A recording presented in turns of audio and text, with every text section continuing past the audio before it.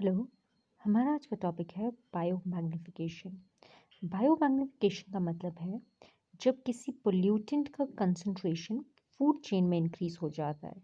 So increase in concentration of a pollutant in a food chain, this is called biomagnification. चलिए समझते हैं ये होता क्यों है।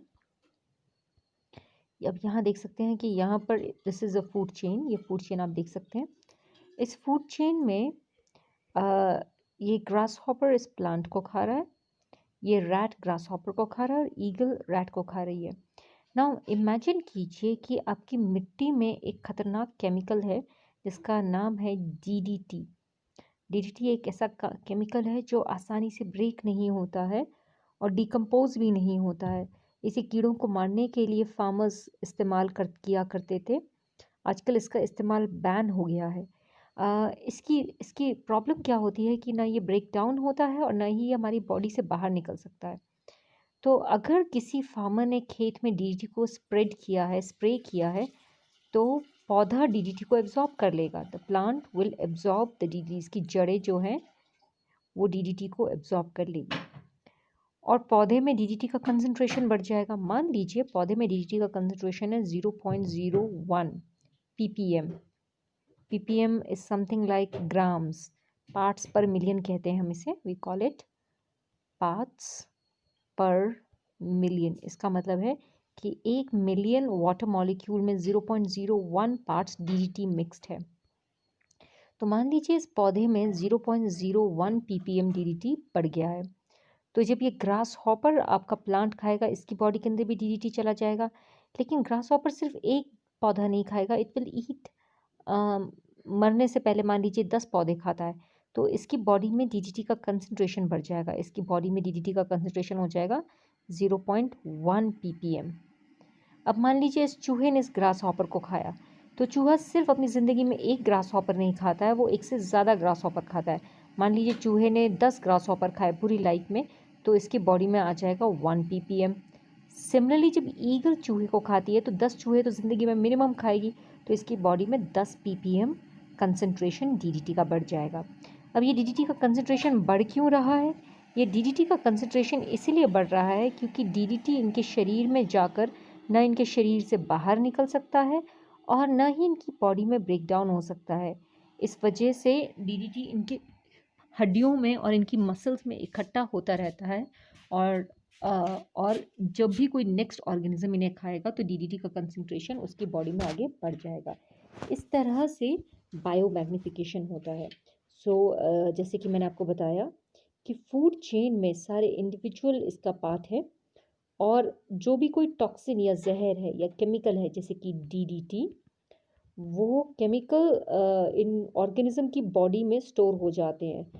फैट्स में, ऑयल में, मसल्स में, बोन्स में स्टोर हो जाते हैं और नेक्स्ट ऑर्गेनिज्म में नेक्स्ट ट्रॉफिक लेवल में ट्रांसफ़र हो जाते हैं। इस प्रोसेस को हम बायोमैग्निफिकेशन कहते हैं। आप यहाँ पर भी देख सकते हैं कि यहाँ पे प्लांट है, प्रोड्यूसर्स कहते हैं हम इसे। इस प्लांट को छोटी मछली ने खाया जिसे प्राइमरी कंज्यूमर्स कहते हैं। छोटी मछली को बड़ी मछली ने खाया जिसे सेकेंडरी कंज्यूमर कहते हैं और जिसे एक समुद्री चिड़िया ने खा लिया जिसे टर्शियरी कंज्यूमर कहते हैं। अगर आप यहाँ पे कंसंट्रेशन देखें डीडीटी का, तो पौधों में 0.04 ppm कंसंट्रेशन है और जब ये मछली इस पौधे को खाती है तो एक नहीं मान लीजिए 10 पौधे खाती है तो इसकी कंसंट्रेशन बढ़ जाती है। तो मछली में 0.23 ppm है और ये जो थर्ड ट्रॉफिक लेवल में मछली है वो कुछ 10 मछलियाँ खाएगी या उससे ज़्यादा भी खा सकती है, तो इसकी बॉडी में कंसंट्रेशन थोड़ा बढ़ गया है 2.07 ppm। और सिमिलरली इस चिड़िया की बॉडी में भी डीडीटी का कंसंट्रेशन बढ़ जाता है। ये वैल्यूज़ आप अपनी मर्ज़ी से कुछ भी लिख सकते हैं।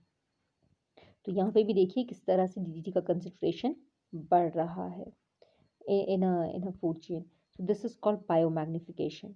तो बायोमैग्निफिकेशन का अगर हम मतलब समझें, increasing concentration of toxic substance in each trophic level in a food chain, इसको बायोमैग्निफिकेशन कहते हैं या बायो एम्प्लीफिकेशन। एम्प्लीफिकेशन मतलब किसी चीज़ का कंसंट्रेशन बढ़ जाना। पीपीएम का फुल फॉर्म है पार्ट्स पर मिलियन, या हम कह सकते हैं 1 लीटर में कितना मिलीग्राम कंसंट्रेशन है डीडीटी का। तो ये देखिए डीडीटी का कंसंट्रेशन पानी में 0.00000003 ppm है। अगर छोटे-छोटे माइक्रो ऑर्गेनिज़्म में देखें ज़ूओप्लैंक्टन में तो उसका कंसंट्रेशन 0.04 है।